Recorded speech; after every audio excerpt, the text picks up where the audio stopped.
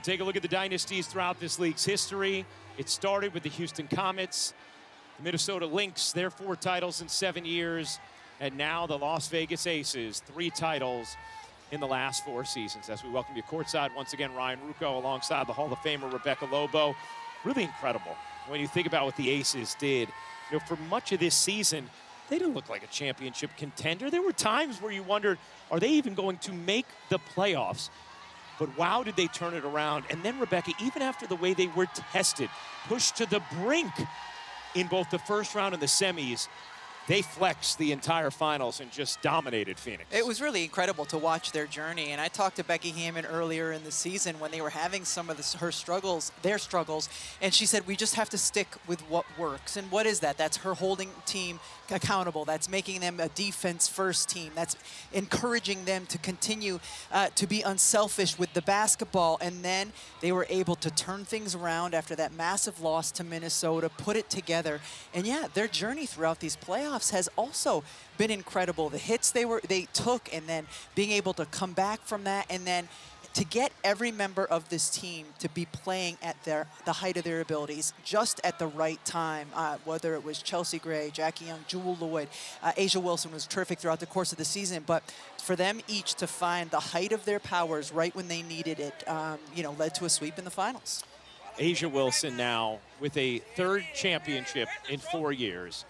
She is the first player in either W or NBA history to win regular season MVP, Defensive Player of the Year, Finals MVP, and a scoring title in the same season.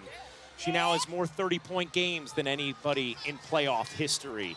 She wins her 2nd Finals MVP. She's a 4-time regular season MVP, a 3-time champion, a 3-time Defensive Player of the Year, and she's just 29 years old, Rebecca. I mean, she's got a whole lot of real estate in front of her, and if she stopped today, you'd have a lot of people saying she's already the greatest of all time. If there was any question coming into this finals, if she was the best player in the world, she certainly answered it. Because every time she was asked to do anything on the offensive or defensive ends of the floor, she came through. She was unstoppable offensively. She was a menace defensively. And even over the course of the past couple of years when she was winning MVPs, you're like, how can she possibly get better? And she gets better. Last year, she's the unanimous MVP in 2024. Can she possibly get better? She was even better this year. She has just become an incredible force. And yes, without question, in the conversation with the top 2 players, if you're looking at the best players in the history of the game. Now, this is a very interesting, intriguing offseason for the WNBA. Obviously, a CBA has to get done. A new collective bargaining agreement. We've heard Kathy Engelbert talk about how she wants a transformative deal for the players that certainly increases their salaries by a lot. We know there's been plenty of talk and conjecture out in the public, especially in recent days. You also then have all but 2 veterans. Kalani Brown and Lexi Brown are the only veterans who are under contract beyond this season. So you're going to have a complete free-for-all in free agency whenever that CBA does get solved.